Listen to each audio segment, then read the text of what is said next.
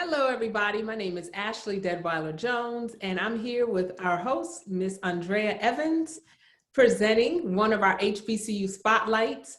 We are presenting so many individuals that are, that exude excellence when it comes to their professional life, when it comes to what they've done academically, and just throughout their career. And we really want to spotlight you today, Miss Latisha Dear-Jackson, as one of our Spelman sisters who has done so many wonderful things. Yep, we want to get to know a lot more about you and tell us who you are, why you chose Spelman, and kind of how you've gotten to where you are today. Tell us a little bit about yourself.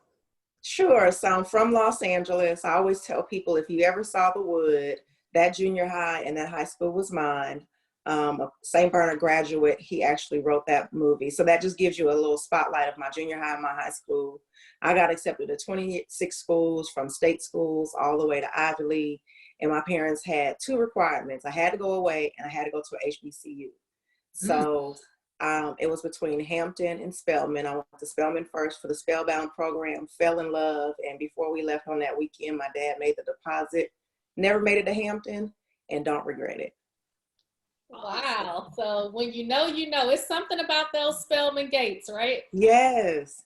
Well, let's fast forward, because you are a judge. And I am. And I got to tell you real quick now, when I was in third grade, I used to watch the People's Court. And I said, ever since third grade, I wanted to be a judge. Now, I'm a intellectual property lawyer and I own a law firm now. But I just want to know, did you always know that you wanted to become a judge?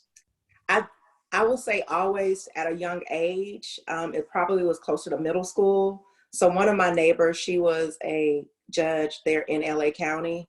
And I got the opportunity to go with her one day to work with her and her daughter, who was also one of our Spelman sisters. She graduated a year behind us.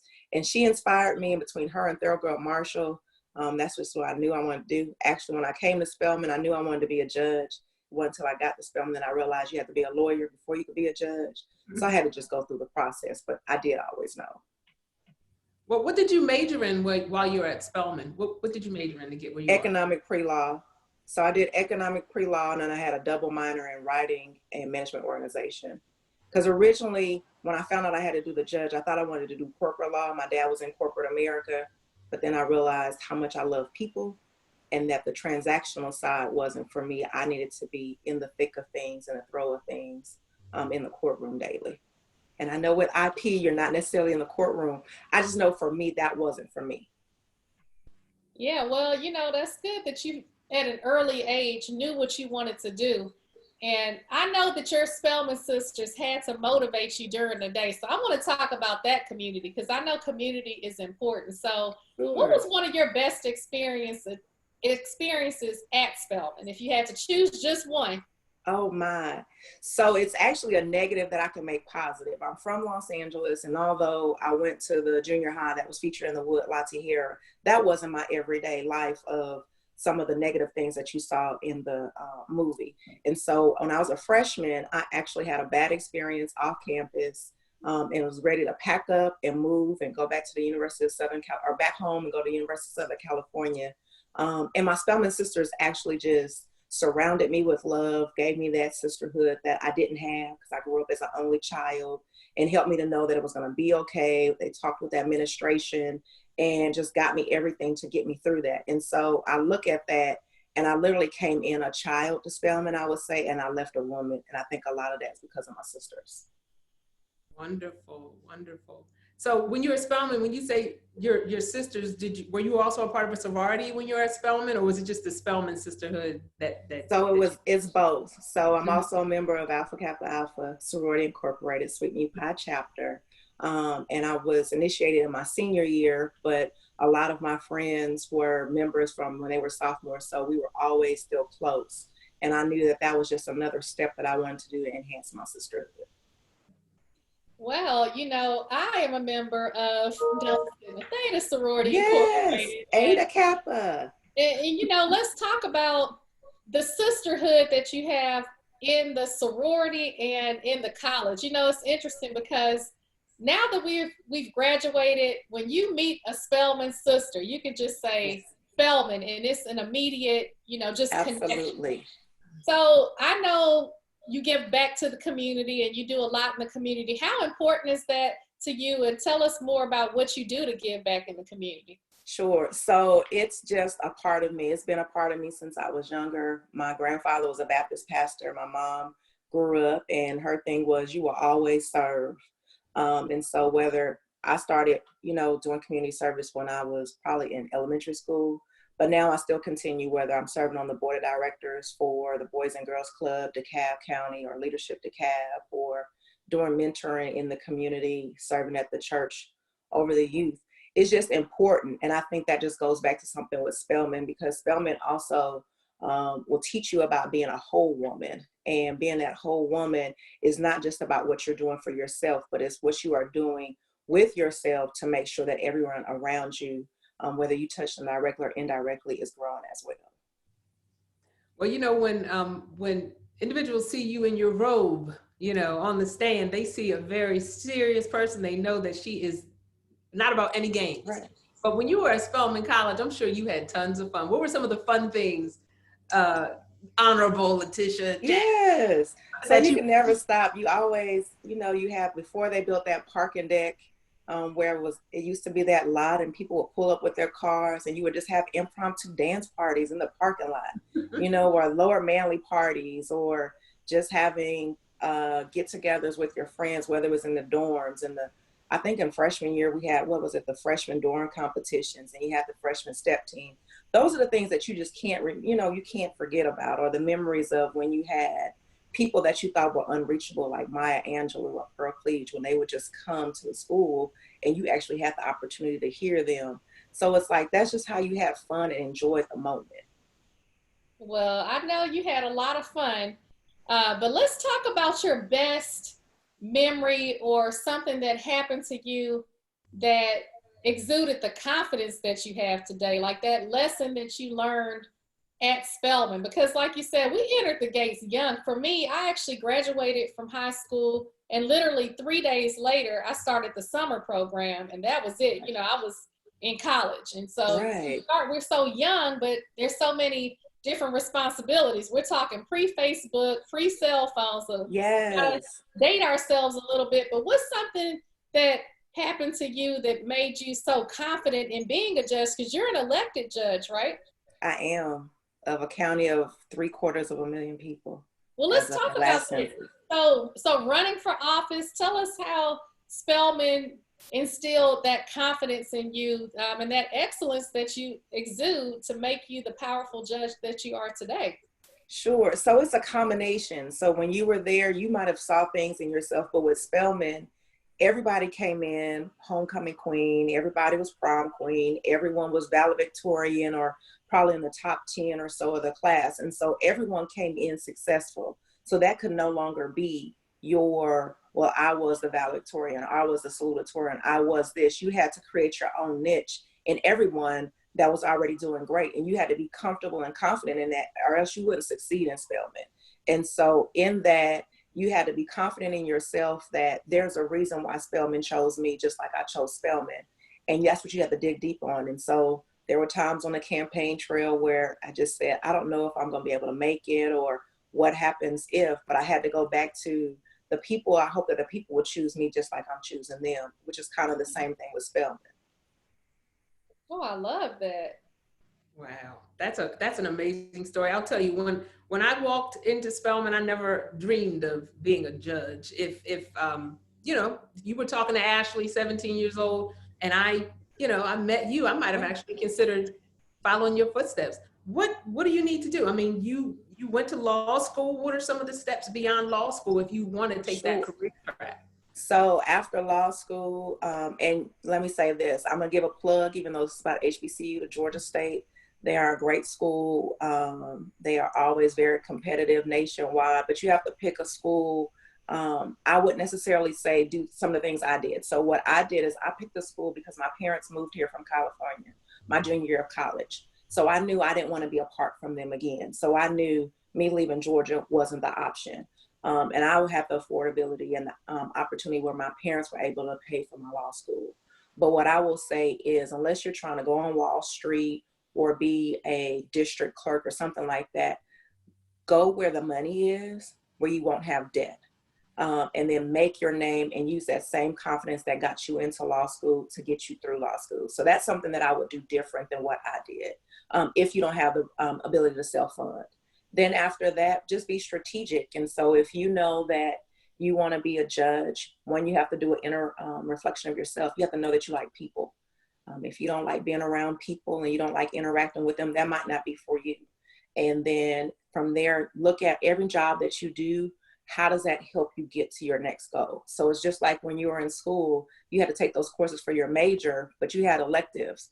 But sometimes you took an elective because it was fun. It was just easier, something that you needed to boost your GPA because you were having a tough semester in your major.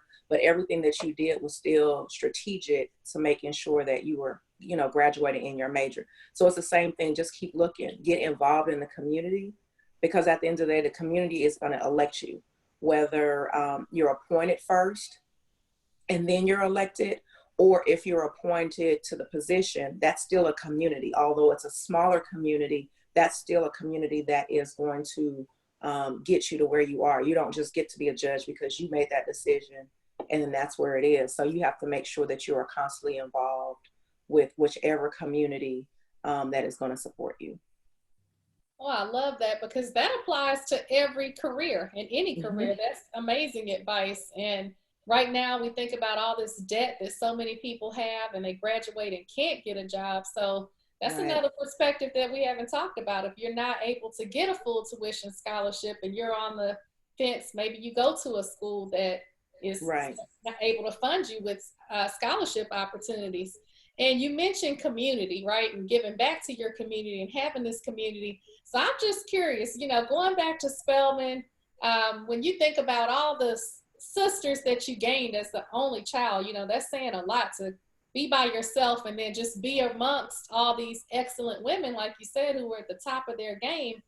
If you had to go back to 1994 and we surveyed 5 of your closest friends at Spelman, what would they nominate you for? Most likely to do what? Be a preacher's wife. Which is my line name, but that's literally what they would say is she would be the preacher's wife. Some of them probably would say, yes, she wanted to be a judge, but it won't happen. She's going to end up being the first lady of the church. Now tell us why. So were you very spiritual in college, or? I was. So I dealt with the gospel choir, church, Bible study. Everything was still centered just around that.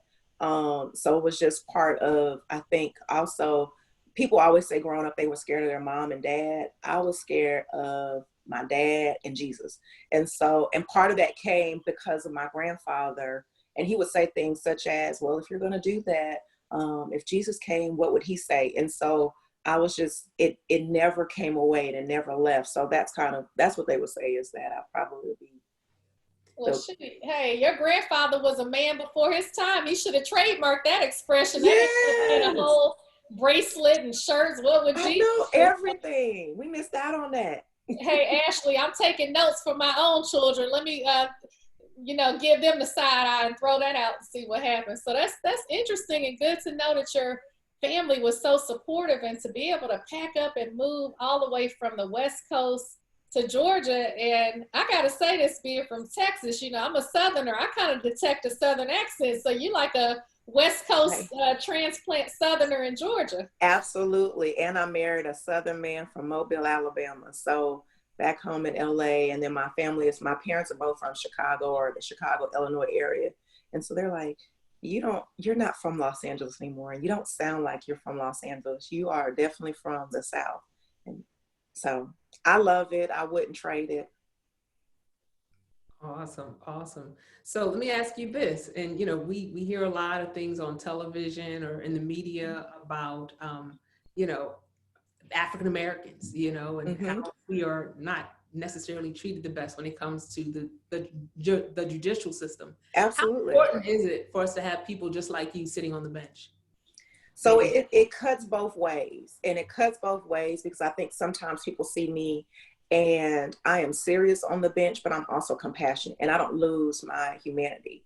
And so I don't talk down to people, regardless of what I may think about what they did. And I'm speaking on the criminal side or on a custody case where I have parents that should get it together and focus on the child, but they're just still focused on their hurt or their own individuals. I don't give those opinions. I just tell them, look, this is what you should be focused on, or you have to make your redemption how you can. But it cuts the opposite way, because sometimes they see this young Black woman and they're like, oh, she's going to be with us. And it's not that. Like, I can relate, I understand on certain things, and I'm going to give you that compassion. But at the same time, if I have someone that's not before me that's African American, they're going to be treated the same way. Right. The law is the law.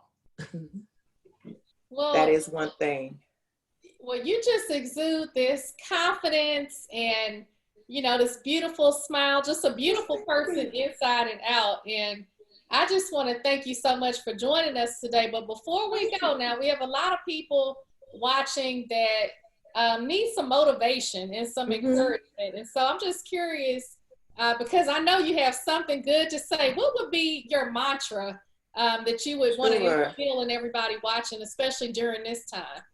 So it's funny you say that. So in addition to everything that I do as just the trial line judge, I also serve as the presiding judge for Drug Court Track 1. So Drug Court Track 1 is the high risk, high recidivism group. And I'll tell them all the time as they're going through things, if they happen to have a positive screen or have had a rough week and some other issues, one of the things that I will tell them is the reason why the windshield is bigger than the rearview mirror, because you have to spend more time looking forward than you do going backwards. You can't forget what's behind you. You use it as a point of reference and to make sure that it's still there, but you're always looking forward. So that's kind of what I would just tell anyone is, regardless of what's going on, your past is that. It's your past. It's a part of your foundation. But at the same time, you always have to be looking forward to see how you can move forward and not let your past fully define you, but just be a part of the definition. Awesome. Ooh, I love that. Hey, mic drop, I love that. Because, that's saying so much, because sometimes we have things that affect us in the past and we dwell on that. And so many people will blame their past for their present. And I love that you provide those words of wisdom and that encouragement for people watching. All we can do is look forward and just take it one day at a time. That's it. And sometimes you got to take it 1 minute by the time. Sometimes it's just minute by minute. I'm going to steal that when I'm talking to my children. Go ahead. It's yours. It's yours. It's yours. I think, to be honest, I might have got it from Andrea or Tyler Perry or somebody. I can't even remember, but it was not my brainchild. I will say that. Awesome. Well, thank you so much for spending this time with us today. And I know everybody wants to know where they can follow you on social media or just follow you to learn more about your story. So can you share that information? Sure. So if you just Google Judge Latisha Dear-Jackson, it will come up. Dear like you're writing a letter, Jackson like Michael and Janet. You'll see the Superior Court webpage there. Then from there, you can see our calendars. You can pop in on court if you're in the Metro Atlanta area. On social media, on Facebook, it's Latisha Dear-Jackson. On Twitter and Instagram, I think it's Judge LDJ. Well, keep up the good work. You are a trailblazer, and Ashley and I are so proud to call you our Spelman sister. I am so proud to be your Spelman sister, and I'm just glad y'all thought enough of me to ask me to do this. I love it. Thank you so much. We're sending you virtual hugs and kisses. Be safe. Virtual hugs and kisses. Just imagine we're back around the oval singing the hymn. That's right. Thank you. We should have asked you to sing. That's what we should have asked you to close us. No? Okay. God knew that he couldn't give me all the talents. I like that. Well, hey, you have a lot of quotables, so I want to push you to write a book, because you have dropped so much knowledge. And what inspired me to want to be a judge was Judge Wapner. So I couldn't have imagined being in 3rd grade, seeing a Black female judge tell this story. So please continue to tell your story, because this was so inspiring. Thank you, thank you, thank you. Hugs and kisses to you both. Thank you so much. Have a